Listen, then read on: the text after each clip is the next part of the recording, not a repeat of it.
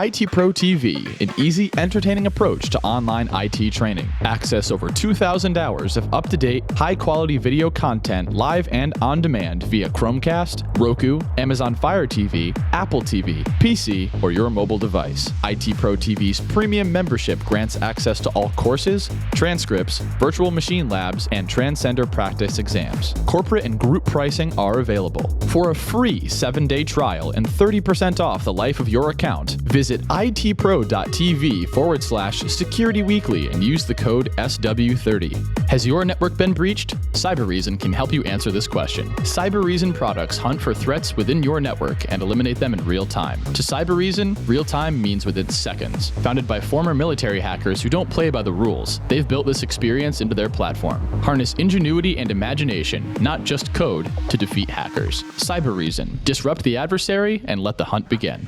NetSparker, the developers of desktop and cloud-based web application security scanners that enable you to automatically identify vulnerabilities in your web applications and web services. NetSparker scanners employ a unique and dead-accurate vulnerability scanning engine that automatically verifies vulnerabilities with their proof of concept. For more information, visit them on the web at netsparker.com or email contact@netsparker.com. Onapsis, the leading provider of solutions to protect ERP systems from cyber attacks. Customers can secure their SAP and Oracle Business Critical platforms from espionage, sabotage, and financial fraud risks. Visit them on the web at onapsis.com.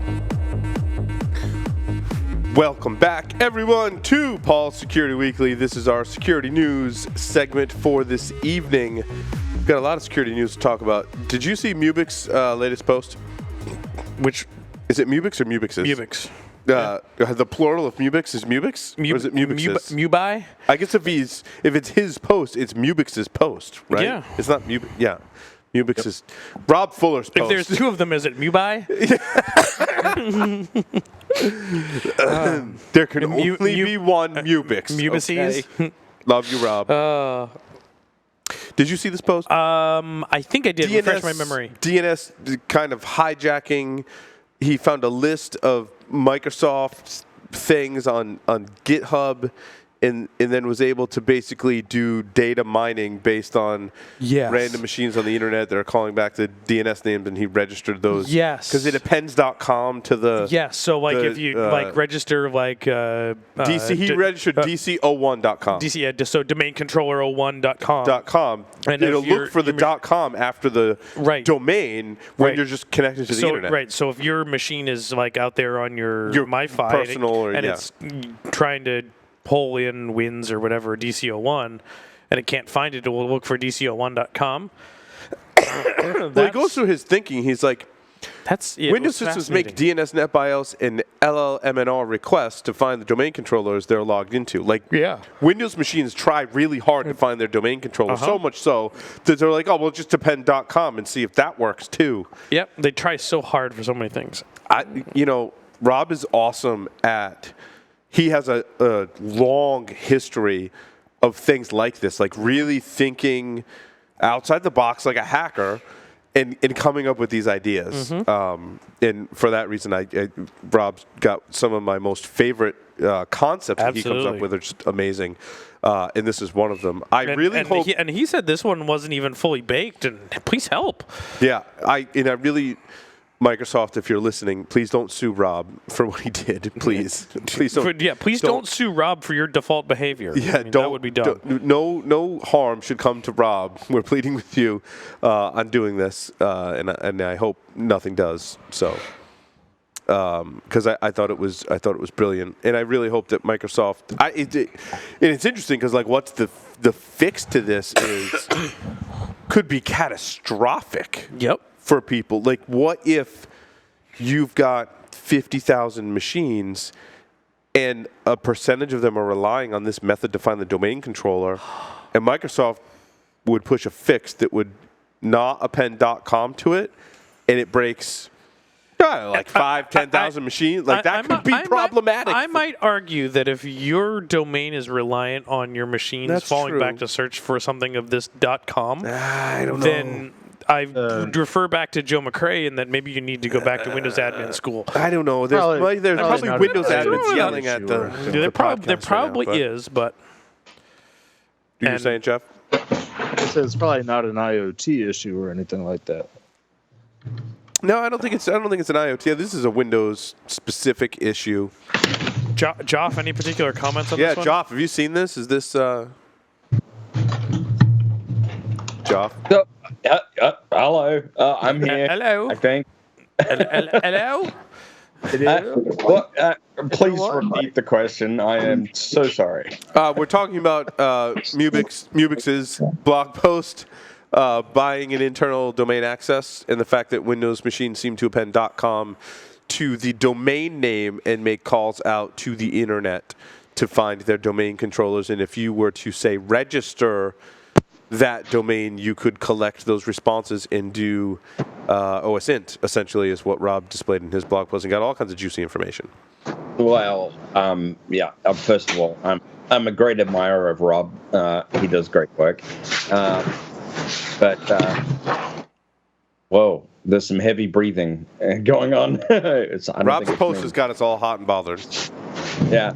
I think it's a great tactic, and unfortunately, I haven't run into this in my own pen test, but there's been numerous instances of Microsoft Windows making assumptions and having some automated behaviors which are suboptimal in a security sense.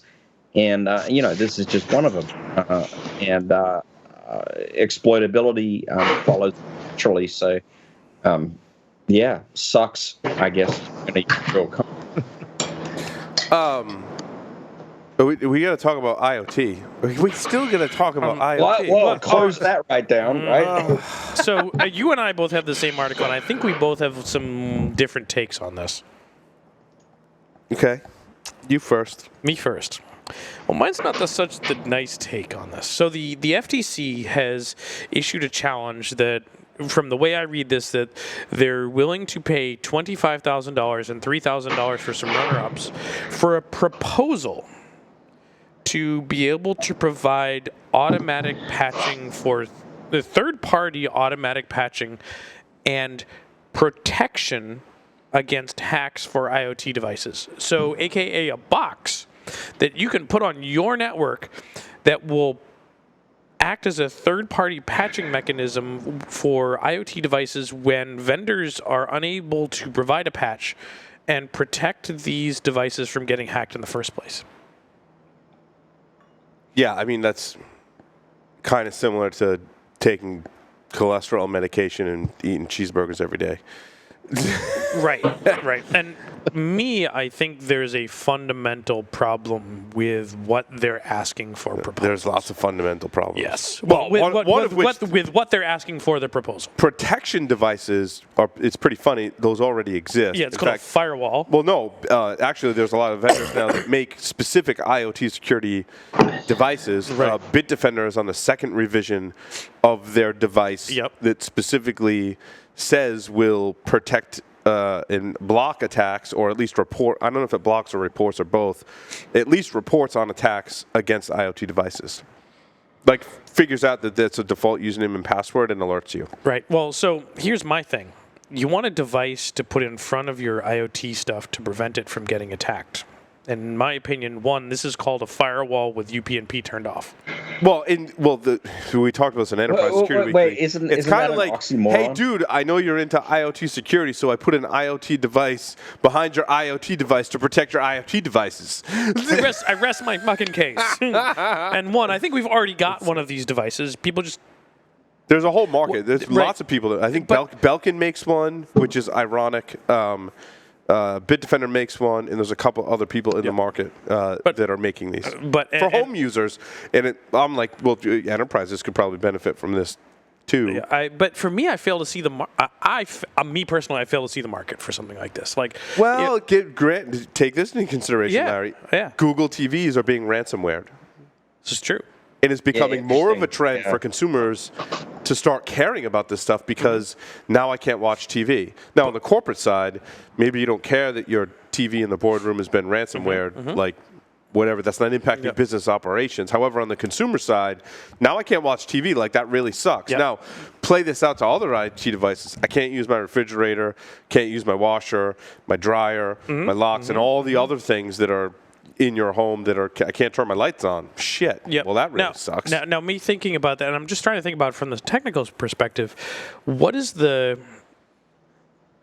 and maybe I'm thinking about this a little bit too simplistically. What's the reason why people in their homes that have their refrigerator, TV, and all the stuff that are getting ransomware and they can't use this stuff, why is it getting compromised in the first place? Well, yeah, it's not solving the actual problem. Right. It's like I got a firewall to protect me from the internet.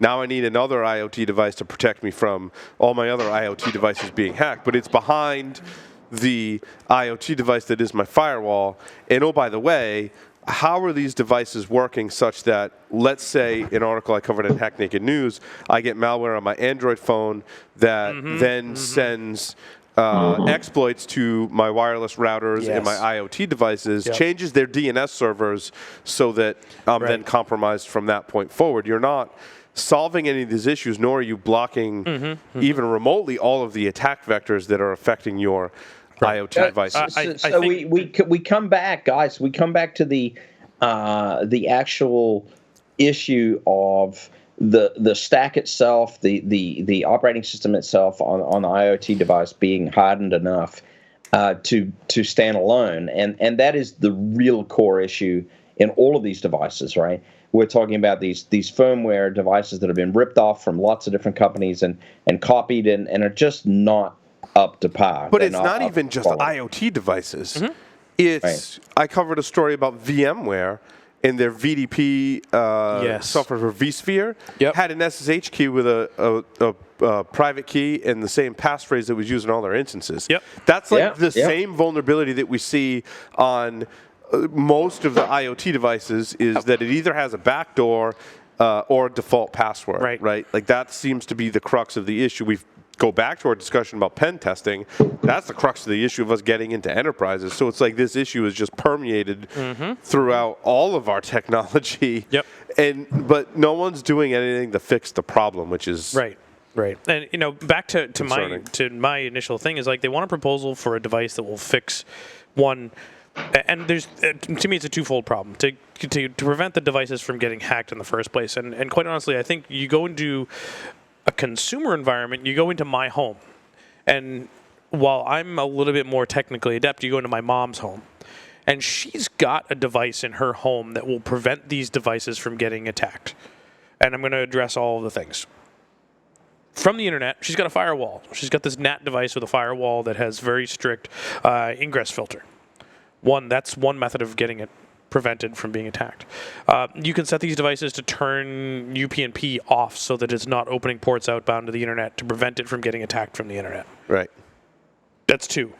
3, we talk about stuff like taking your Android phone into your internal network. It's likely going to be on your internal network because of wireless, and while it's not perfect, turn on client isolation. Your Android device can talk to no other devices on your internal network except outbound to the internet. That's 3. You have a device likely in your home that does all of those. Why do we need another one? Right. I have one. Your mom did a great job setting all that up. That's pretty exactly. And my mom can't set that up, but she has a device that's capable of all of those. Oh, I'm gonna add one to Larry's list though that maybe is another device. What if you I'm like super crazy zoomed. What if you had an intrusion? It's a Startup Weekly one. What if you had an intrusion prevention system that took some active role in trying to prevent that, so it could detect these kind of common things, so that you actually could add that device? It would not necessarily alert a home user, which is not too exciting to me because they're not going to know what to do and they're just going to panic. But if you could take some kind of action to shut those IoTs down if they appear to have been compromised. So you see that coming in, and you say, okay, I'm going to stop this right now. Yeah, sure. I would argue shutting those. We interviewed someone that did that. Daniel something. Was it in 2014? Hold on. He did a Kickstarter. I don't know how well his Kickstarter is. Daniel Ayub, yes. IDIS Networks, the world's first internet security system designed specifically for home use. He was basically built an Internet of Things device that was attempting to do just this and prevent this stuff from happening in those devices. Just don't. But I think that with the Google TV thing, right? Once these, and it's like all my worst fears are coming true, right? Like malware for IoT devices is supporting multiple processor architectures. It's ransomwaring devices. It's sending ads to devices. It's taking over devices. It's causing disruptions to the home user. In some cases. I mean, Mirai didn't really necessarily cause harm to the home user, so they don't care. But in some cases now, it is. And again, I go back to my talk from 5 years ago. End users will care once they're impacted. Right. And in my utopian world, it'll mirror like why everyone wants antivirus software. Because, well, what happens when I browse the internet without antivirus software? Well, I go to a porn site and then I'm inundated with pop-ups and I can't get to my porn site anymore. That's a problem. Right. Well, that was the problem years ago. I think largely, maybe that's different now. But until you're impacting the end user and they're applying pressure, they don't care. But it's very different pressure. Now, separate the two. It's very different pressure that a home user is going to put on manufacturers than corporate. The reason why Microsoft had to improve the security of its operating system is because their big corporate clients were putting pressure on them. This IoT device problem isn't going to permeate the same way in the enterprise as it will for the home user. So I think really what I'm coming down to is that we're all screwed. Yeah, agreed. So I want to address the second half of that. The other one, from my understanding, is that the second half of, or the first half of that problem, we address the second half of the problem, is that they want a device that can patch IoT devices should they become vulnerable, or should they be found to be vulnerable, when the manufacturer cannot. Let's see. I have a I have a security camera that is found to have default usernames and passwords. The manufacturer has gone out of business. They're not going to issue a patch. They want a device that can automatically patch that camera. Well, I mean, you can use Doug's tech segment. You can carve out of the firmware and then find where the username and password are stored. Right? We could automate that, right, Doug? And we could change it and then rebuild the firmware, put it back together, and upload it to the device. And it wouldn't be bricked, right? Larry's work every time. You bet. I rest my case. I'm not doing help desk support on that damn thing. No, certainly not. I rest my case. I mean, they're crawling up the wrong asshole. I mean, this is. I don't think this is the right approach. But we talked about this earlier today. Rather than patch, why not actually make a statement to the home user of the potential impact of the vulnerability that exists within their environment? In other words, until it affects them, they don't care. It's just another alert. It's like the systems administrators or network administrators or security folks that are getting all these alerts. They get so many that they're just going to ignore them. We can add it to the top of the license agreement that they click on. Because everyone reads that.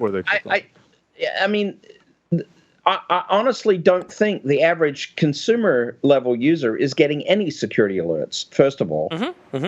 No. So if they got one that said, hey, your edge router is vulnerable to XYZ and you will be exploited sooner or later, and this is the impact, they might well actually take action. They might. No, they might. Well, they might. But put your hacker hat on and think how quickly that's going to be exploited from a social engineering perspective. I want to draw a corollary to the common user. I get you. I was kind of taking deliberately kind of devil advocate, kind of naive approach, but. I'll follow you on that one-up approach. I'll tell you, 6 weeks ago, I got a notification in the mail that there's a recall for my truck. Something about the airbags could go off inappropriately and could potentially kill me. Do you think I've done anything about it? No. Nope. Do I really care? But you might want to trigger him to see what happens. But do I care? No, but here's the thing. Users, not really. The reason why most smartphone manufacturers or even providers are forcing updates on people is because people aren't going to apply those updates. Yep. And the only reason people willingly apply updates on their smartphones is for features, not security. And so the way that the smartphone manufacturers got around this was they just forced the updates on people. Or make it so annoying for the people that they're like, okay, I'll apply the latest iOS or Android update because you're being so damn annoying that I just want it to go away. And that's the only way that until that model is put down on all of these IoT devices, I believe that that's the only way you're going to get people to update their refrigerators and routers. I'll tell you, my Arlo cameras that I just dropped off, basically every time I turn the tried to look at one of the cameras, it's like, there's an update. Like, there's an update. I'm like, I just updated it. And it says the update's applied, but you're still telling me there's an update for the damn thing. Great, update it again. And I spent like 2 days just clicking the damn update buttons because I was so damn annoyed. You know, one of the so other let's take the issues with refrigerator this case, Paul. I think making me want to get hold on, stop. Doug, then Joff. Okay. Okay. One of the reasons I think I might be in the camp with Paul that says we're all screwed is that the tradition in this kind of stuff was that the burden is on the consumer and the legal system is supposed to protect you. So you sue because you were harmed.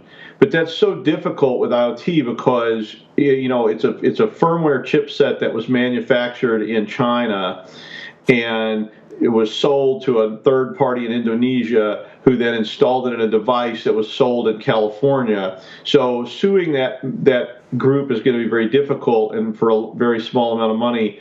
And secondly, I think it's going to be tough to get people to do these updates, like you're saying, that you get an alert on your thermostat every day that says you need to change the air filter, and you go, yeah, I'll get around to that one of these days, and when it's finally dripping nicotine onto the floor, and you still don't do it. So I'm kind of in that we're kind of screwed on this for a while camp. I'm not sure what the solution is. Joff. So my thought is, again, this is going to sound naive, but I'll say it anyway. Let's take the refrigerator case. Okay, apply the update or I stop cooling, period. I'll take the update, thanks. But I don't know what that means. What if I'll buy the other refrigerator that doesn't force. So that's exactly what I was waiting for. Yeah. Jeff's like, fuck it, I'll buy the other refrigerator. Yeah, but what if the update breaks your refrigerator anyway? Oh, well, then you're doubly screwed, right? I mean, if that occurs, you're doubly screwed. But I mean, let's hope that the company producing said refrigerator and said update demonstrates, good faith and actually doesn't screw you over for applying the other update. I know, naive. Stop it. Wow. Oh man, I almost spit scotch out or whiskey out of my nose. Jesus. So now we've traveled back. We've traveled back from Joff's utopian world to reality. Look, what I think Paul was trying to say is that we've got to dangle a carrot. If there's no carrot, then the consumer level is not going to go after it at all. And I think it's going to take time to have the right carrot. I think the reason why a lot more people are like, yes, I want to update my antivirus definitions, is so that I can still use my computer. I mean, that's because that's really the trade-off that they're making. Like, I will accept these updates, I will run antivirus software, and I will actually let it auto-update or update it because it means I could lose my data. So like something bad could happen until. But that's an important key. It's the automatic update. I mean, maybe I'm being overly naive or simplistic, but the only way this works at the consumer level is figuring out automatic updates. But yes. That was kind of my point with the refrigerator example. Like, I will stop being a refrigerator unless you apply the update. It's really the analogous example. I mean, the same thing with a computer. You're like, if you don't apply this, your computer is no longer going to function. Could be. Well, I would say on that one, the problem with that's going to be the support level that it's going to require, because that means every time my refrigerator quits functioning, my food goes bad, I'm calling the help desk, I want somebody to come to my house and fix it, and they're not coming to fix it, and my food rotted, and now I'm going to sue, and it's just on, and then all the reviews on Amazon and Newegg are going to say, don't buy this refrigerator, it locks itself down 4 times a week to force you to do updates, and you weren't home when that happened, and on and on and on, and it's just going to be like a huge staffing liability issue. So nobody's going to do it until there's a known obvious threat that everyone perceives as a threat, they just won't do it. I mean, it's just going to have to be the Wild West for a while. So then to complete the discussion kind of through to its natural conclusion, then why not take the Microsoft-y approach, frankly, and as in Windows 10, and say, okay, you have to update. There's no choice. Your refrigerator is going to reboot at 3 a.m. and you're done. No, that makes more sense, Jeff, because that's similar to how your phone and largely your computers work today. I mean, look at Windows 10 model. Like, your computer's going to update whether you like it or not. Yep. It's going to update. Yep. Right before I came here, Ryan pulls out her iPad. Ryan pulls out her iPad, and it's got the thing, would you like to update? And she's like, I don't know what to, because she can't read. I'm like, no, you want to use this now. Don't touch the update button. Right. Yep. So then we come full circle, and I deliberately played devil's advocate, right? I mean, I'm not stupid. Well, but we come full circle back to the sophistication of the software stack in the device itself, and that actually is the essence of the problem, in my opinion. Mm-hmm. All right, next story. Yes. I think we beat that one to death. Similar topic, though. The FDA has released guidance on medical devices. Now, here's an instance where... And this is... I saw this as ongoing use, not like, hey, you drop this on the market now. Great, it's secure, but what about 5 years from now? Yeah.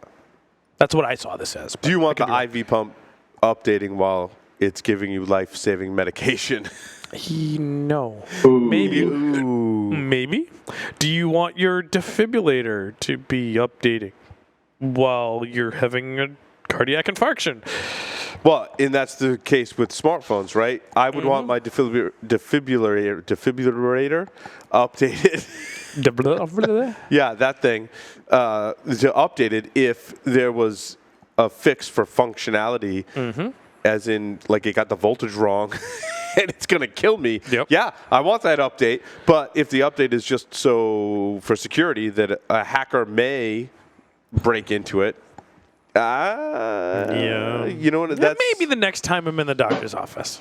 But here, unlike a thermostat, in this particular case, there is a liability path. So that what will happen is when there is a problem and your IV pump or your defibrillator is compromised, the lawsuit path is not to some firmware manufacturer in China. It's going to be to the physician that installed that, because the lawyers are going to go after the physician's malpractice insurance and say an expert did this. It's not like I put a thermostat in my house or I screwed a light bulb in. A physician, an expert, put this device in my body, and they were responsible because they're the expert. I trusted them, and that trust relationship is going to be the piece that saves the medical field in that, because the physicians will be terrified of it because their insurance company's terrified of it, and the insurer is going to say, if you install these things, they have these problems, we're going to come after you because the lawyers are coming after us. And that one is a little simpler solution than the thermostat, light bulb, valve stems on your car problem. You know what? Agreed. I have to say, and being able to, first of all, I gotta say, I hate the word expert, but other than that, I agree with that analysis. So, kind of a segue to this story. A lot of these embedded devices run Linux. And there was an interesting article from ZDNet that talked about how Linux, in terms of desktop market, has increased, where the market share will breach the 5% mark. However, the article goes on to say, like, look at how many devices today are running Linux. It's more than ever. Like, did we ever think in the early days of Linux that the majority of people holding a smartphone would be running Linux? The majority of people who wanted an inexpensive laptop are running a Chromebook, which is running Linux. And I think a lot of experts are concerned. Well, since neither existed in the early days of Linux, I'd say the answer was no. Correct. But I think the concern today with security researchers is, like, when is the kind of ball going to drop on Linux security? Maybe it already has. And given in my opinion, and I think this next quote sums it up very nicely, the opinions of security by the folks running the Linux project or multiple Linux projects, the core Linux people, that Linus's law is that given enough eyeballs, all bugs are shallow. I think we can say today that largely that's been proven not to be true, right? That the differences in security between commercial software and open source software are not all that great, if any, in certain circumstances. But the fact that there's more people who can look at it aren't necessarily looking at it from a security perspective or doing anything to fix these bugs or realizing the impact of the security vulnerabilities inside of Linux. And this is bad. No? Yeah, agreed, Paul, because the responses from, you said it earlier today, the responses from Microsoft are directly responses to attack, right? To exploitation and potential revenue loss. That is not the case in the open source field. And the given enough eyeballs argument sort of misses a word, in my opinion, and it's the word I detest. Given enough, well, I won't use expert. I'll say given enough educated eyeballs, and that's the challenge, right? People who, how many of us, even in the security field that work as professional pen testers, are actually kernel developers? I mean, think about that. Yeah, like how many of us could look at Linux kernel code and go, hey, look, there's a vulnerability. And if we spent the time, maybe some of us, and if we put that effort in, we could learn it. But it's a matter of focus, right? Yes. And interest and devotion, and if you're not getting paid for it, right. Let's face it. I like to eat. You like to eat. I mean, there are reasons we work for money. I like sleeping indoors and eating daily. Exactly. Mm-hmm. The other issue with it is that the open source world has lent itself to esoterica, and so unlike the world of if you look at how many operating systems are there really that are in widespread use, well, it's not that many. It's extremely complex, but a lot of eyeballs can look at it. But you start talking about every chipset manufacturer in the world, and it's a small amount of code. That stuff gets very esoteric very, very quick when you start looking even at Linux kernel. But now there's all these add-on appies and other things that they've developed. It's so much of that stuff.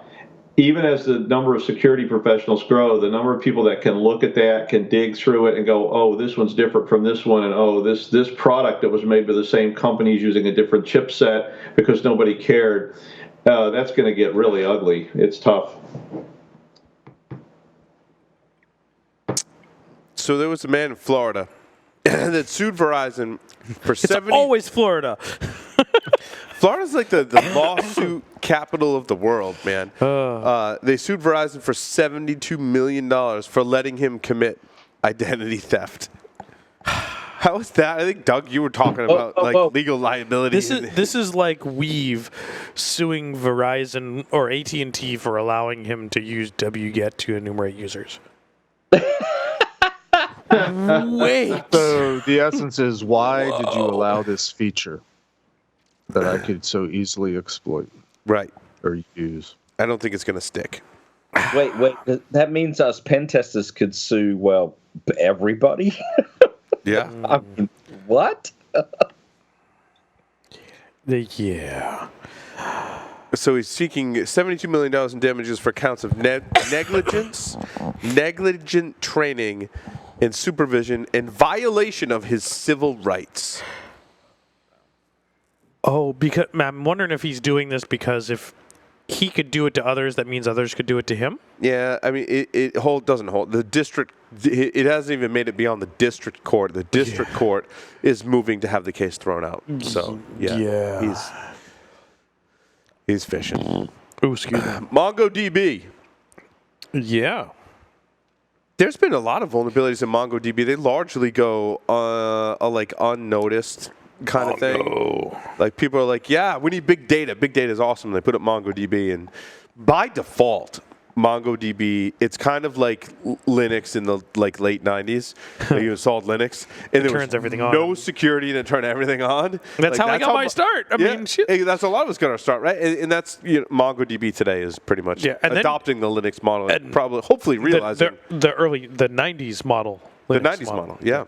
And then you directly connect it to the internet for whatever reason I don't fucking understand. And there's a lot more people on the internet than there are in the late 90s. Yeah. And you think about how fast in the late 90s you could put a Red Hat Linux 4-point-something or 5-point-something standard install out there. Or 6.0. And 6.0. I think it was only until 6.2 that they started turning services off by default. And you could put that out there even in the late 90s when there wasn't half as many people. Well, I'm just making shit up now, but numbers of. But you'd put that out there, and you'd wake up the next morning, and you should be compromised. I got all this wares in my FTP directory. Yeah, boy. Oh shit! I just went to bed at midnight, and now it's 9 a.m. Yeah, look at this. I got Harry Potter dubbed in German. Oh wait. But the difference was sometimes you'd be excited by that. Hey, look at the wares I collected. Exactly. Right? You're like, sweet. Now, not so much, but I mean, you I can sort of understand the large parallel cluster database kind of approach, large big data, whatever you want to call it. I get it. I mean, they're in the business of being very large, scant database data structure entities. Well, it's all about behavior analytics and machine learning out of the box. But why have this connected directly to the internet? It's true. Well, that's the stupid person that connected it to the internet. That's nothing to do with Mongo. Right. So I thought that this was kind of fascinating that there's, from my understanding, there's two approaches that folks are taking with these, or the attackers are taking with these Mongo databases when they're finding them. They're doing one of two things. They're encrypting the database and then demanding 2 Bitcoins. So about $2,000. Or depending, the Bitcoin market is incredibly volatile right I wish now. I had invested in Bitcoin. It's like over 1,000. It broke the $1,000 mark. I won't get into it. We'll talk to it offline. But the Bitcoin market is very volatile, and if you have the opportunity to get into Bitcoin as low as you possibly can and stock up, I recommend that you do so. I agree. It is not going down. Nope. And if it does, it is for short periods. But we digress. Buy and hold. Encrypt and demand 2 Bitcoin to decrypt, or just click, drop tables type of deal. Yeah. Gone. Well, that's the difference from the late 90s to today. There's an economic model for attackers today. Absolutely. Well, it depends on your attacker. I mean, you just want to be a dick. There was in the late, but it's more prolific now than ever before. Yeah. Don't be a dick, right? Demand your 2 Bitcoins. Right. Because people will pay. Most people would pay. Mm-hmm. Depending on the value of the data. Very true. Which, in other words, the real message is secure your database, people. There are things to do that. What else, Larry? I would like you to talk about the Burlington Electric thing. But I need to recuse myself. So basically, from what I understand, Burlington, Vermont? Yes. Yep. Vermont, yes, right? Burlington, Vermont. There was, once upon a time in Burlington, Vermont, there was a power company. Yay! And apparently, someone at the power company checked their Yahoo email, which triggered an indicator of compromise, which then somehow was exploded into the fact that someone hacked into the Russians had hacked into a power company. Yay! And then the Burlington Power said, no, that wasn't the case. Someone just checked their Yahoo email. Am I getting that right? Did you guys follow the story? I would say that's close enough for government work, but because I can't say a whole hell of a lot more. Right. The way I read it, that was about the way it played out. But you kind of never know these days with the amount of disinformation and layers of crap people put on these things. I mean, let's face facts. It very well could be that the Burlington Power Company could be hacked. It's just, okay, Stuxnet, all that stuff. But but there was a stressing in the article that there was an isolated computer in question, that neither the grid nor critical systems had been compromised, that it was someone's workstation and all they was checking Yahoo email. However, as we know, Slow clap. segmentation in SCADA networks sometimes isn't so much segmentation. Compromising a workstation Agreed. could lead to compromising the grid. However, that was not the case. The power company was actually flooded with phone calls from other utilities in the media asking whether the grid had been breached. It's almost like the response was crippling, almost as crippling as a breach could have been, right? In the respects that, like, there was a denial of service on the people that worked for the grid. Like, this caused issues for the power company. Go think back to the Ukrainian power grid hack, where they not only did denial of service the grid, they denial of service the help desk, and then all the people calling in to the quote help desk provided further denial of service. Right. I use the term. Go ahead, Jay. I used the term SEDOS, SEDOS, the other day because it's described as, somebody asked me to explain it, and I was calling it a social engineering denial of service. So I hadn't heard that before, and I was like, I'm going to call it SEDOS. It's sedosomy?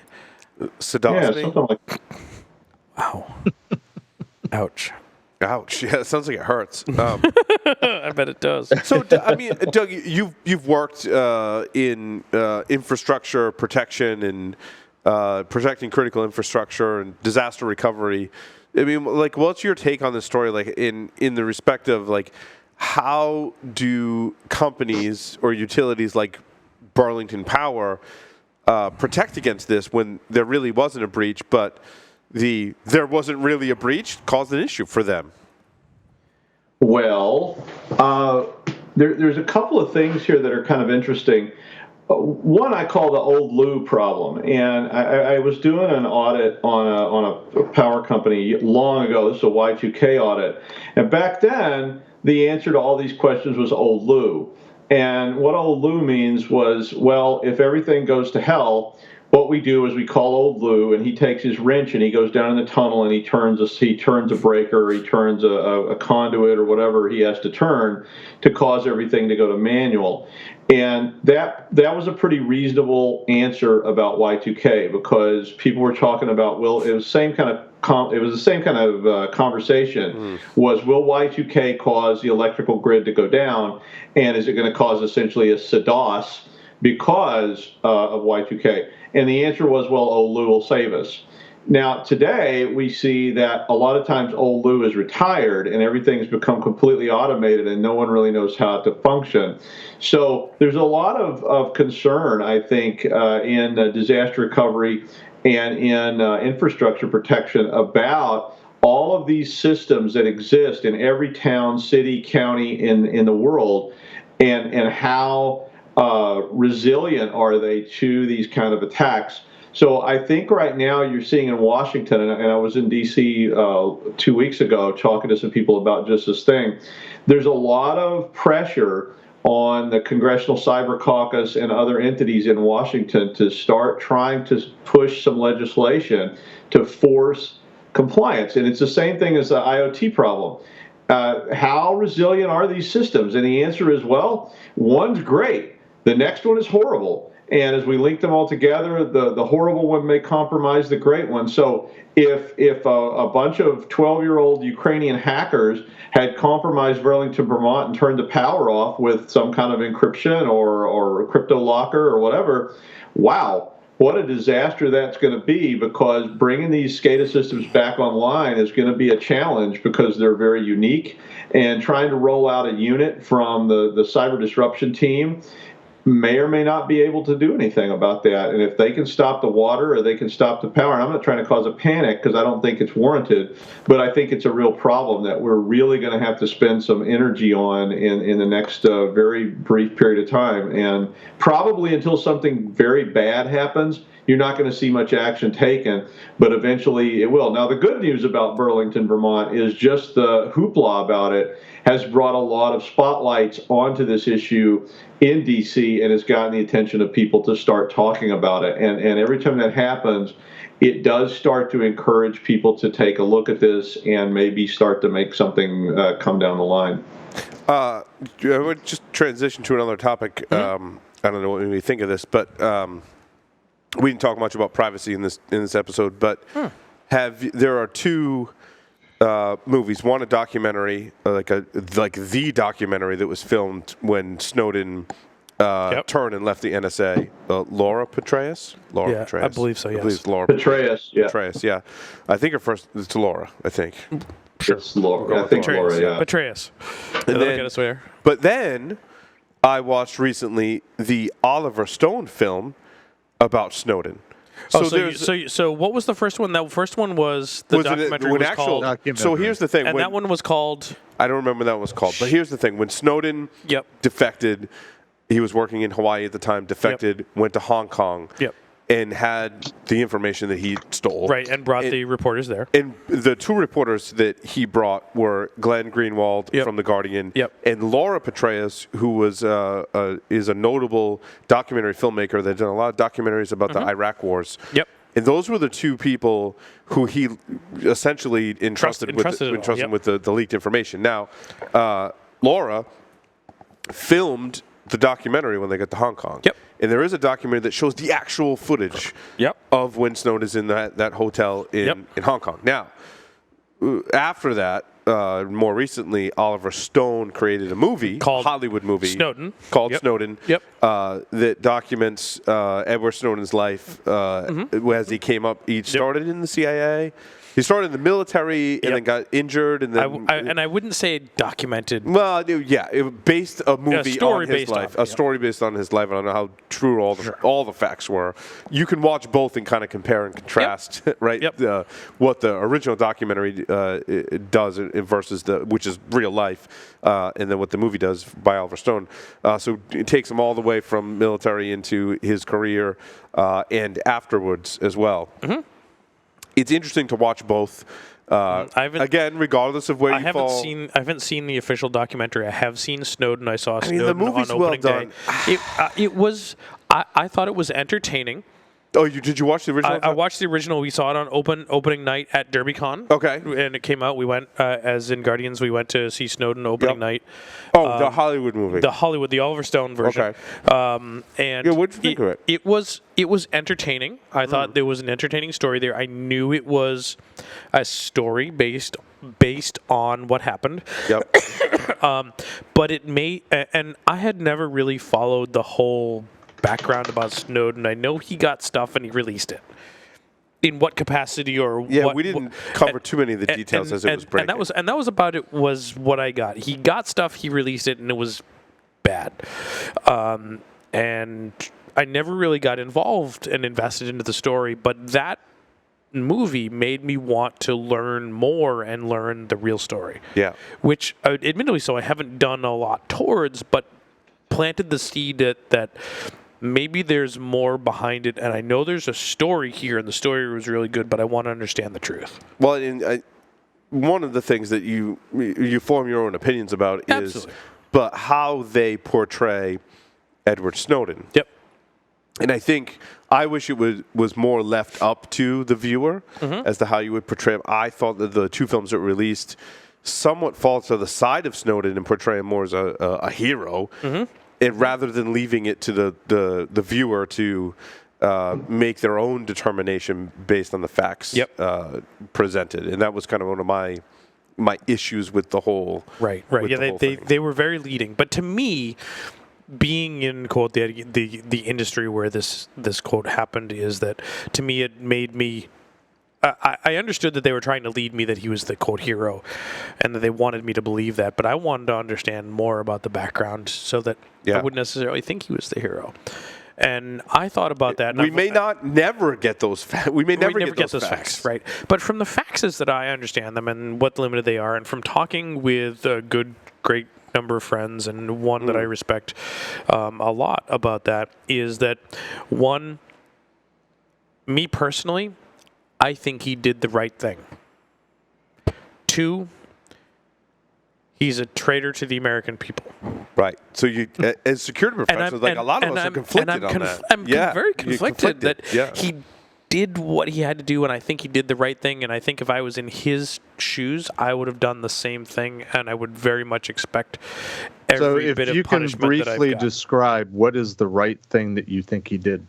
He exposed atrocities performed by a government. Well, basically, the crux. There are a lot of things that he exposed, but one of I think the most prolific things was the kind of skirting of process by the NSA for spying on and obtaining information about U.S. citizens. The atrocities and violation of rights of U.S. basically, citizens. that came down to not requiring going before a judge and getting a warrant, and going through the FISA courts, which I think only ever stopped like one or two searches against U.S. citizens. That was really the crux of the me not having issue. a total vested interest in not knowing all of the facts, or even knowing all of the facts that are available. So. That was one of the things that was, in the mainstream media as being exposed. And there was a lot of things in the so-called Snowden leaks, right? But that was like one of the cruxes of the issue, Jeff. Yep. And quote the violation of quote the American human rights and the violation of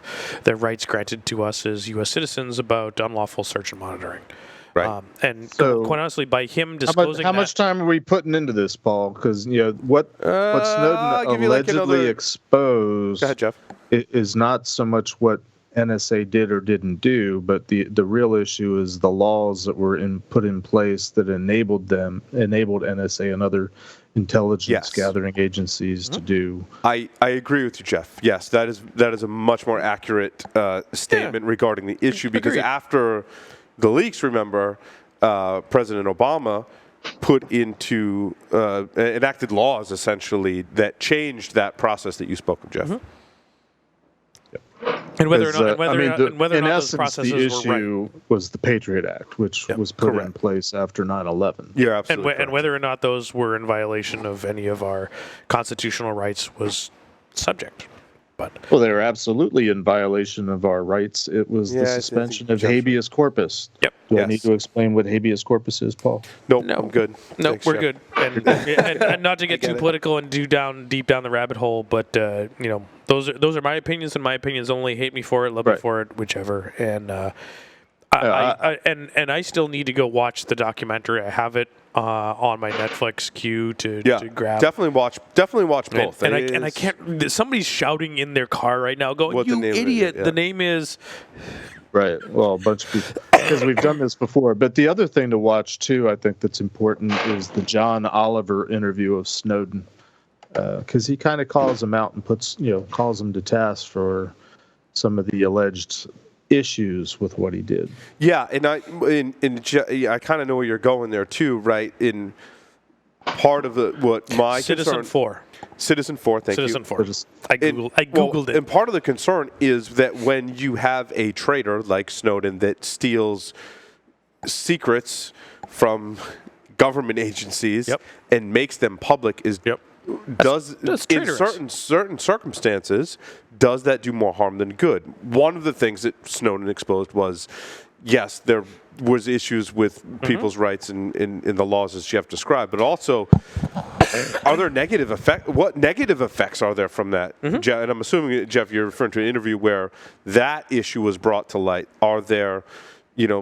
Well, the negative effects are that because of the information that was leaked, more than likely, people's lives were ended. Sure, correct. And whether they were American or not, or innocent or not. Correct. And then you get into the discussion about the lives of the few for the lives of the many.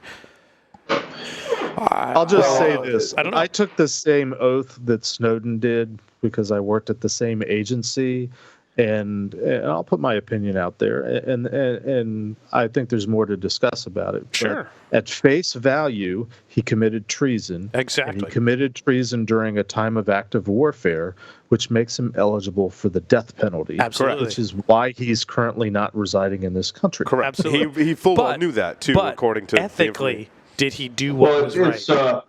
Well, I mean, it's Julian and Ethel Rosenberg. I mean, it's the same situation in many ways. It's, they felt like that to prevent nuclear war, they had to reveal secrets of nuclear weapons to a third party, and they basically suffered for that with the death penalty.